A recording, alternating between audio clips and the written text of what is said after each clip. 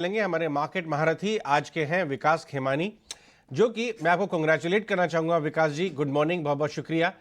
जब आईटी की ज़बरदस्त पिटाई हो रही थी, जब लोग बहुत डरे सहमे थे, मुझे याद है 2-3 back to back quarter Infosys में तो एक डाउन सर्किट भी लगा था बड़े सालों के बाद। आप उस समय भी कंस्ट्रक्टिव थे कि केयरफुली आईटी को अपना पार्ट बनाए पोर्टफोलियो का, और आज वो आपका पेशेंस और वो जो कॉल बहुत अच्छा प्ले आउट हो रहा है। आपको लगता है देरी हो गई है आईटी अभी भी लेने में, या आपको लगता है कि ये अभी भी समय है थोड़ा बहुत आईटी को वापस अपने पोर्टफोलियो का पार्ट बनाया जा सकता है, और ये जो रैली वहाँ शुरू हुई है यूएस में ट्रिगर्ड नैस्डैक से, वो यहाँ भी जारी रह सकती है आईटी में? आई थिंक आईटी, मैंने एक बार अपने पुराने बात में भी कहा था कि IT is the biggest play also in US interest rates coming down. तो आप देखेंगे तो आज एक खाली पहली थोड़ी सी हिंट आई है कि इंटरेस्ट रेट्स कम होगा, तो आप देखेंगे पूरा सेक्टर अच्छा कर दिया है। तो ये मुझे लगता है शुरुआत है आईटी सेक्टर के, स्पेशली लार्ज कैप आईटी तो चला ही नहीं है। तो मुझे लगता है 2024 आईटी के लिए काफी अच्छा होगा। वॉल्यूम ग्रोथ, डिमांड ग्रोथ काफी ठीक ही है।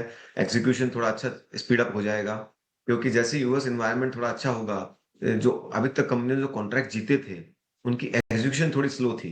तो जो एक्चुअली रेवेन्यू ग्रोथ आती है वो एग्जीक्यूशन से आती है। तो अभी मुझे लगता है जैसे एनवायरनमेंट ठीक होगा, वो जीते हुए कॉन्ट्रैक्ट्स का पेस और एग्जीक्यूशन बढ़ेगा, जिसकी वजह से बिलिंग बढ़ेगी और ग्रोथ की दर बढ़ेगी। तो ये ट्रेंड मुझे लगता है आने वाले एटलीस्ट आप 24 और 25 में तो देखेंगे। एक्सेलेंट, ये हो गई आईटी पे कॉल। अगर आपने लिया नहीं है तो अभी भी कंसिडर करिए, और अगर आईटी आपके पोर्टफोलियो का पार्ट है तो जल्दबाजी मत करिए। जो एनालिसिस विकास शेयर कर रहे हैं वो 2025 तक पैन आउट होगा, तो जल्दबाजी मत करिए। आईटी की लीडरशिप मार्केट में दिख रही है। विकास, एक और हिस्सा जो बाजार का इंटरेस्ट रेट सेंसिटिव है काफ़ी, एनबीएफसी। आपने कुछ बीटन डाउन एनबीएफसी को अपने पोर्टफोलियो का पार्ट बनाया था, जहां पे एक तरह का रेजरेक्शन, एक तरह का रिकवरी प्ले थी ऑटो टाइप की NBFCs, auto financing NBFCs. Overall पे आपका क्या व्यू है? 2-3 दिन से काफ़ी चल रही हैं ये इस सोच में कि रेट्स जाएंगे नीचे तो एनबीएफसी को फायदा होगा। क्या आप इस पर बुलिश हैं? नहीं, हाँ पॉजिटिव है, पूरे सेगमेंट में पॉजिटिव है। अगेन आई इन जनरल मैं बैंकिंग और फाइनेंशियल सर्विसेज पे पॉजिटिव हूँ ना। उसमें स्पेसिफिक स्टॉक सेगमेंट तो अलग अलग रहते हैं। So with in NBFC also we like companies with a good parentage, good liability side, and plus reasonable valuation. तो जब जब कॉम्बिनेशन मिलता है हम लोग उसमें एक्सपोजर लेते हैं। तो ऐसा मैं सेगमेंट के ऊपर पर से कुछ नहीं बोलूंगा, पर इसमें मैं मानता हूँ कि कंपनी स्पेसिफिक काफी फैक्टर्स देखने पड़ते हैं। बस ये जो बाजार में एक बहुत ज़बरदस्त तरीके का बदलाव आया, दो एक्चुअली टर्निंग पॉइंट मेरी राय में रहे पिछले 1-1.5 महीने में। एक तो 3 स्टेट इलेक्शन में बीजेपी की विन बिल्कुल बाजार में प्राइस्ड इन नहीं थी, वहाँ से थोड़ा भयंकर पुश आया क्योंकि वो प्राइस्ड इन नहीं थी। और दूसरा, इतनी जल्दी फेड अपना रुख बदलेगा और 3 रेट कट की पॉसिबिलिटीज़ को टेबल पे रखेगा इतनी जल्दी दिसंबर पॉलिसी में, वो भी बाजार को मालूम नहीं था और बड़ा पुश आया। इस समय क्या बबल टेरिटरी में जा रहा है? कुछ लोग घबराए हैं, फिर वही बातें हो रही हैं कि बाजार अब यूफोरिक हो रहा है, बबल टेरिटरी की तरफ जा रहा है। आप एक बार अपना बाजार में पोजिशनिंग जो लास्ट 2 महीने में हुआ है उसके ऊपर अपनी राय बताएं, specially mid cap small cap. Ajay, मेरा व्यू है कि भारतीय बाजार एक्सपेंसिव नहीं है। न हम सस्ते हैं न हम महंगे हैं, हम एक फेयर वैल्यू जोन में हैं। जो जो लोग भी कहते हैं कि महंगा हो गया, वो मुझे लगता है इस अपसाइड को मिस करेंगे। आप देखिए कि मतलब जब जब फेड की रेट कम करने की बात आती है, उसके बाद तो एक इमर्जिंग मार्केट का नया रुझान बनता है। तो मैं मानता हूं कि आज की डेट में इंडिया में अर्निंग्स ग्रोथ है, स्ट्रॉन्ग लिक्विडिटी है। तो ये दोनों जब जब है तब तक मार्केट में मुझे मंदी का सवाल तो नहीं दिखता है। 2-5% करेक्शन कभी भी कोई भी कारणों से आ सकता है, वो कोई भी बोल नहीं सकता है। पर मेरा मानना ये है कि मार्केट में at a market level, consolidated level की बात कर रहा हूँ, कोई बबल नहीं है। ऑफ कोर्स हर मार्केट में पॉकेट्स होते हैं जहां पे बबल है, जहां पे ओवर वैल्यूएशन होता है, यूफोरिया होता है, उनसे हमेशा बच के रहना चाहिए। मैं उस चीज की बात नहीं कर रहा हूँ, पर आज के मार्केट में भी हमें अच्छी आइडियाज रीजनेबल वैल्यूएशंस पे मिल रही हैं। तो मैं बिल्कुल, और जिस तरह की ग्रोथ की दर आने वाले समय में लग रही है भारतीय बाजारों में, आप देखेंगे तो पिछला क्वार्टर ऐसा पहला क्वार्टर था जिसमें अर्निंग्स जो है, कॉर्पोरेट अर्निंग जो है वो एक्सपेक्टेशन से ज्यादा थी। तो ये काफी समय बाद हुआ है। तो जो एक्सेलरेशन का फेज चल रहा है, ये मुझे नहीं लगता इतनी जल्दी से टूट जाएगा। तो मैं इस कैंप में नहीं हूं कि मार्केट में घबरा के रहना चाहिए। और ये मैं अभी से नहीं कह रहा हूँ, मैं स्टेट इलेक्शन से पहले से भी कहा हूँ कि स्टेट इलेक्शन के जो भी आउटकम आए उसके बावजूद भी मार्केट ठीक रहेगा। Excellent call. बाजार में पैनिक मत करिए, बढ़ते हुए बाजार में डटे रहिए। अर्निंग्स बैक्ड रैली है ये, और पैनिक करके इसको राइड नहीं कर पाएंगे आप। तो ये एक अच्छी बात आपने हमारे व्यूअर्स के लिए बताई। मैं देख रहा हूँ कि स्मॉल पीएसयू बैंक्स या mid tier PSU banks, non SBI PSU banks जो है वो अभी भी प्राइवेट से डिस्काउंट पे ही ट्रेड कर रहे हैं। इस पॉकेट पे आपकी क्या राय है? सेगमेंट पे काफी पॉजिटिव है। सारे के सारे पीएसयू बैंक्स, स्पेशली तो छोटे वाले तो चले नहीं हैं, उनकी सबकी री रेटिंग होगी, हमारा ये मानना है। पीएसयू बैंक्स में आप देखें तो तीन ही प्रॉब्लम थी: asset quality, governance and technology.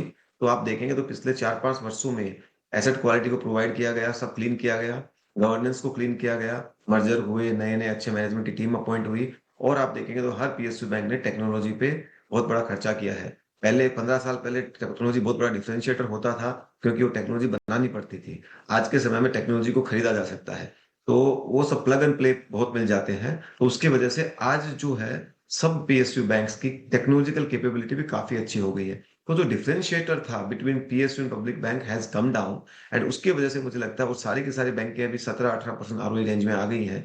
तो मुझे लगता है एक अच्छी आने वाले समय की बड़ी रैली का सेगमेंट है। नहीं, ये भी देखा कि आपने कुछ दिनों पहले कुछ मिड टियर इंफ्रा प्लेयर्स, जो इंफ्रा ईपीसी प्लेयर्स हैं, उनमें भी पार्टिसिपेट किया था। वहां पे मैं थिंकिंग समझना चाहता हूं, क्योंकि बहुत चुनिंदा प्लेयर्स ही रह गए हैं वहां पे इंफ्रा ईपीसी कंपनीज में। तो आपको उसमें लगता है कि प्रॉफिटेबिलिटी अच्छी रहेगी, क्योंकि चुने हुए प्लेयर्स रह गए हैं, वो बहुत कोई हाई राइज बनाने का एक्सपर्ट है, कुछ रोड्स का अच्छा एग्जीक्यूशन का एक्सपर्ट है, तो वहां पे अच्छा काम हो सकता है।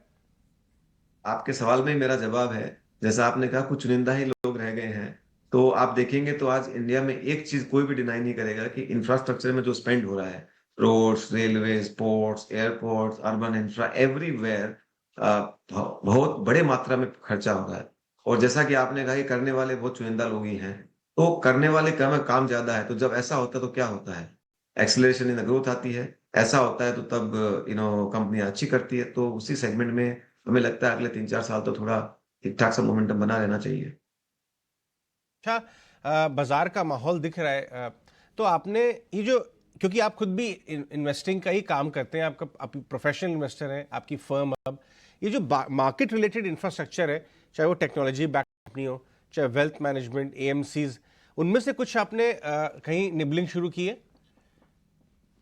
वो सेगमेंट भी बहुत अच्छा सेगमेंट है, बिकॉज जब कोई भी जब इतना बड़ा फाइनेंशियलाइजेशन होता है सेविंग्स का, तो वो इंटरमीडिएशन होता ही है। और इंटरमीडिएशन किससे होगा? ये सारे जो प्लेटफॉर्म के नाम आपने बताए, उन्हीं का फायदा होता है। तो वेल्थ, टेक्नोलॉजी प्लेटफॉर्म, अपना ब्रोकिंग प्लेटफॉर्म्स, ये सब ठीक करेंगे आने वाले समय। मुझे इसमें कोई समय नहीं, डाउट नहीं है। जैसे जैसे मार्केट्स में ग्रोथ आएंगी, जैसे जैसे सेविंग्स पूल बढ़ेगा, जैसे जैसे फ्लोज आएंगे, ये तो बड़ा होते जाने वाली चीज है। एक आखिरी सवाल मैं पूछना चाहूंगा, थोड़ा एक्सपोर्ट वाले जो स्टॉक्स हैं, मेटल काउंटर्स, एक तरफ तो डॉलर इंडेक्स की गिरावट में बड़ी रैली आ रही है, बट लोग कहते हैं कि डिस्प्लेशनरी इन्वायरमेंट है, तो कमोडिटीज को स्ट्रक्चरली अपने पोर्टफोलियो का पार्टनर बना लें, आप अटक जाएंगे। आप मेटल्स को कैसे खेल रहे हैं? हम जनरली मेटल्स में अवॉइड करते हैं, ओके। क्योंकि उसमें जिस तरह की वॉलेटिलिटी आती है उसको थोड़ा सा समझना मुश्किल है। और अभी ये काफी रैली हो चुकी है, तो हम इस समय में मेटल्स में कुछ ज्यादा नहीं कर रहे हैं। और मैं ही नहीं कह रहा हूँ कि हमारा, और टू बी ऑनेस्ट हमारा कोई स्ट्रॉन्ग व्यू भी नहीं है, क्योंकि हमारा जनरली फोकस वही रहता है उस तरह की मैन्युफैक्चरिंग में करें जिसमें या तो इम्पोर्ट सब्स्टिट्यूशन में हो या एक्सपोर्ट में हो, जहाँ पे 50-60% का क्रॉस मार्जिन बिजनेस हो। उस तरह के बिजनेस में हमारा इन्वेस्ट करने का ज्यादा रुझान रहता है। आखिरी सवाल आपको जाने दें इससे पहले, विकास, कहाँ कुछ एरियाज बताइए जहां पे आपने थोड़ा मुनाफा वसूली की है, जहां आपने ट्रिम की है अपनी पोजीशंस। टू बी ऑनेस्ट ऐसा कोई नहीं है। हमने, हाँ, बीच में प्राइवेट सेक्टर बैंक, पहले हम काफी बड़े ओवरवेट रहते थे, जिसको हमने पिछले 6 महीने में पीएसयू बैंक के अंदर स्विच किया है। तो और कोई ज्यादा बड़ी ऐसी मुनाफा वसूली हमने क्यों नहीं, क्योंकि हमारा ये मानना है कि जब कोई एक अच्छा ट्रेंड चलता है तो उसको चुपचाप बैठ के राइड करना ही समझदारी है। ऊपर नीचे कूद का करना ज्यादा समझदारी का बात नहीं है। और हम जो एक बहुत बड़े स्ट्रक्चरल ट्रेंड के अंदर है इंडियन भारतीय बाजारों में, जो आदमी इस चीज को समझ पाएगा वो बहुत बड़ा पैसा बनाएगा, और जो उस चीज को समझ नहीं पाएगा वो हर छोटे मोटे उछाल चढ़ाव में आप माल बेच के ऊपर नीचे होते रहेगा। तो ये समय माल खरीदना बेचने का नहीं है, समय माल खाली खरीद के बैठने का है। तो बहुत ही शानदार बात बताई, बहुत ज़्यादा स्वीट और क्यूट मत बनिए बाजार में धमा चौकड़ी मत मचाइए, माल अच्छा क्वालिटी माल बटोर के बैठिए। ठीक है, कुछ सेक्टर्स में आपको थोड़ी चर्निंग करनी पड़ सकती है वैल्यूएशन को देख के। प्राइवेट सेक्टर से आप पीएसयूज में गए, जैसे विकास जी ने बताया। बहुत शानदार, बहुत यूजफुल काम की बात। विकास, बहुत बहुत शुक्रिया आज हमें समय देने के लिए। धन्यवाद अजय।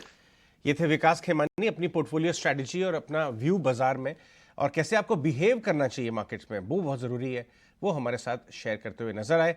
बाजार का बिहेवियर ये बहुत ही मजबूत है, 21,300 के पार बैठे हुए हैं। एक मामूली